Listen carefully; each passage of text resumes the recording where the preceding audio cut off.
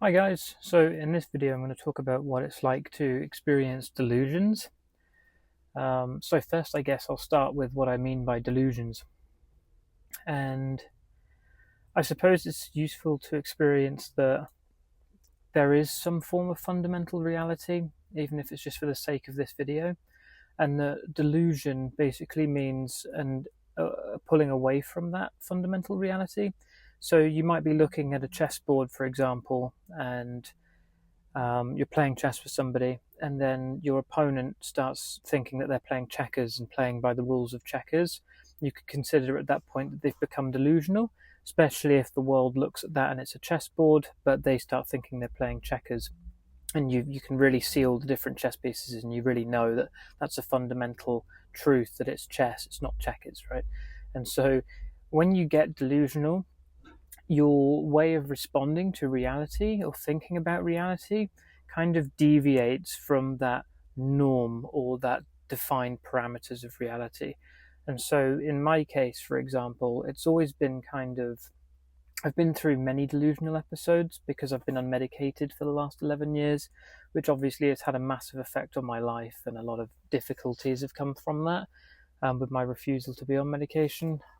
But uh, Essentially, when I get delusional, it can be pretty much anything, but it will usually start with fear or a strong emotion like sometimes greed, or like desire.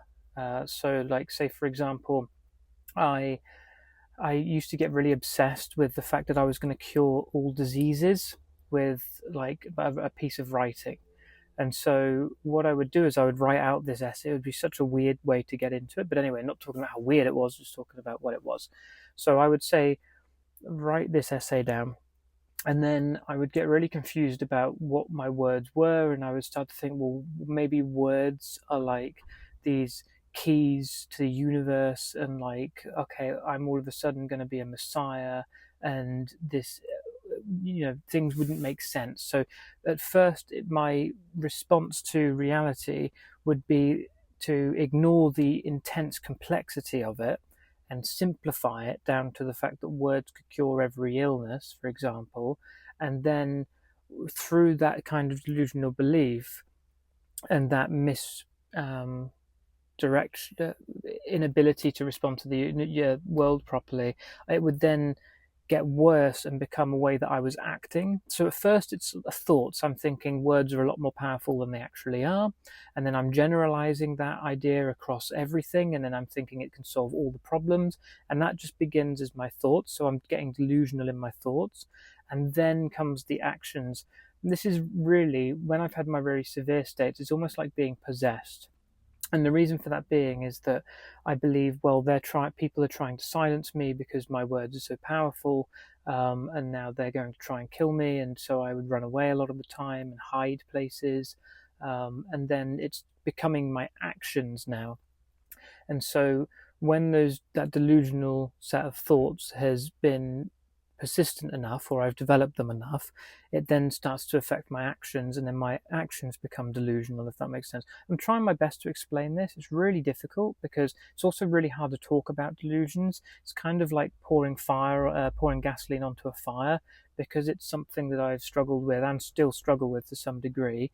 When I talk about it, it's almost like giving it life again. It's almost like it's a branch in the mind that's kind of dormant. It's never dead. And so when I'm talking about it, I'm sort of activating those things, and it's quite complex to talk about them in a logical way still. So hopefully I'm doing that right. So that's an example of what mine are like and when it leads to a fully delusional set of behaviors. But I've also thought about it in the fact that delusions are really just ignoring basic reality, however we want to understand that. And it's a growing impatience with it. And so we all have like these emotional needs.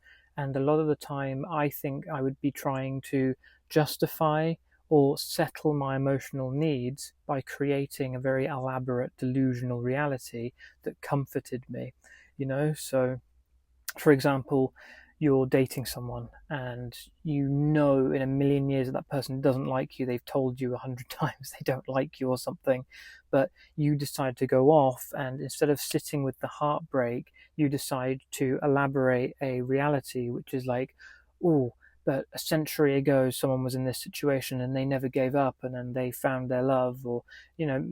And so delusional thoughts can kind of come into the category of like impossible, maybe possible, impossible to some degree, but it's still the same, where you're not responding to that reality properly, and you're elaborating in delusional thoughts to settle your emotional state instead.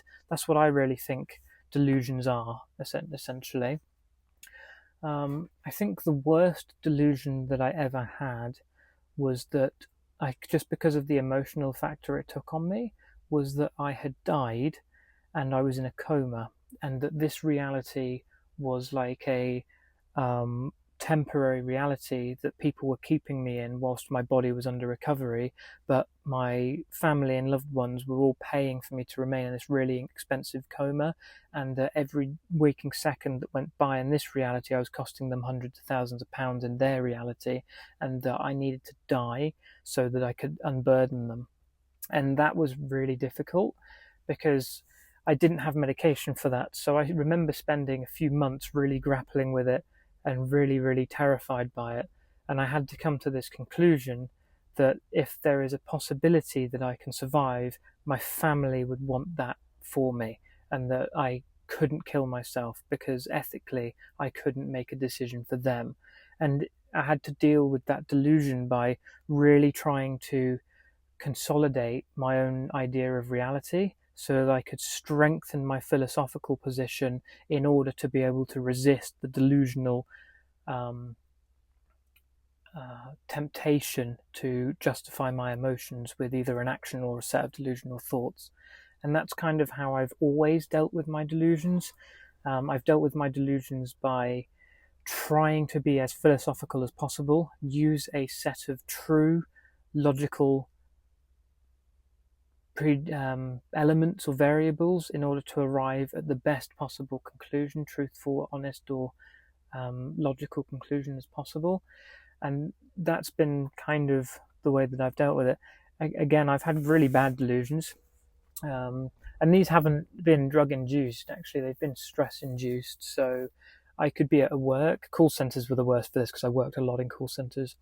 I could be working in a call center, and someone over the phone would be mean, as they usually are, and that would get, maybe I wasn't getting enough sales that week, and then that one person being mean would set off a stressful response in me, and then I would start the delusional thoughts to try and justify my emotional experience without actually having to face the reality of it, which was I wasn't very good at the job. And so I would bring up all these delusions, I'd get more delusional, and then in the workplace I'd end up thinking that they were monitoring me through the headsets and that they were trying to torture me as much as possible to see when I would break, so that they would realize what the ultimate strength of a human mind was or something. And obviously this is not all just happening in some blimmin' call center in the middle of nowhere, you know, but that's how my mind works as someone who's susceptible to delusional beliefs, fantasies, and states of mind, as well as paranoia and all the stuff that comes with psychosis, schizophrenia, etc.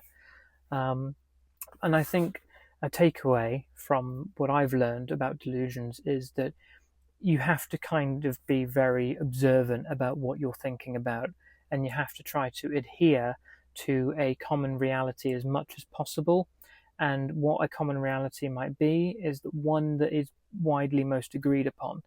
Even though that sounds ridiculous, because obviously there's holes in reality all the time and we're not even close to defining the blooming thing, it's more useful for you as a person to be safe and secure in your own mind than it is to be trying to fill in all of the perceived blanks in reality around you for yourself. And I know that that's not a bad thing to do, but when you're someone who is maybe schizophrenic or psychotic, it's best to have some trust with what other people perceive as reality, just because it's more useful for you. That's what I've had to learn anyway. And obviously some good books, but get the symptoms under control first. There's no use you running around thinking that the government's reading your thoughts through a headset and trying to write one document of 500 words to cure cancer in the world if you can't get your head together and you're crazy enough. I don't know what I just said, because I was going into my delusions then, like getting involved in them. They kind of have this gravity, and that's why I like talking about them so difficult, because I'm talking about them, but then I'm trying to believe in them again. You see what I mean? So like all my neurons are activating and going, "Ooh, it's coming back to this reality now." Yeah. So I think the takeaway is, what's your thoughts? Agree on a common reality that's useful, and as an application in the world. Physics and the sciences are supposed to be great for that. And then relax, try to relax, get yourself calm, and then assess your reality with a therapist or something. That's it. But anyway, thanks for watching this video. And that was a video on my delusions. Bye for now.